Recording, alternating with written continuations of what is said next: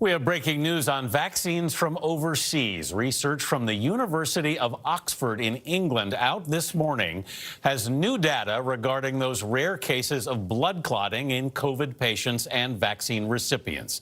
CBS News medical contributor Dr. David Agus joins us. David, good morning. We need to point out that this study has not yet been peer-reviewed, but what do you make of it? So this is a study where they pulled data from large numbers of hospitals, predominantly in the United States. And the most, I think, important finding is that this particular blood clot in the brain called cerebral venous thrombosis happens 10 times more common in people with the viral infection than with the vaccines. And this was very important. So people with the virus have a much higher incidence of this particular kind of rare blood clot in the brain. But, David, the study also shows that Moderna and Pfizer vaccines have a similar rate of blood clots as to AstraZeneca and Johnson & Johnson. So what does that mean?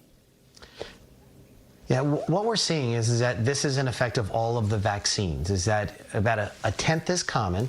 In this study, there were 2 in 500,000 people with the Moderna and the Pfizer, so a rate of 4 per million, so actually more than the Johnson & Johnson, but dramatically lower than if you had the virus. And it's an important observation, and I think it's going to change now because we're going to be able to prevent these and treat these early as we develop strategies. Yeah, but how should the government respond in this case, David? If they've paused the Johnson & Johnson vaccine, is that something they need to consider with the other vaccines?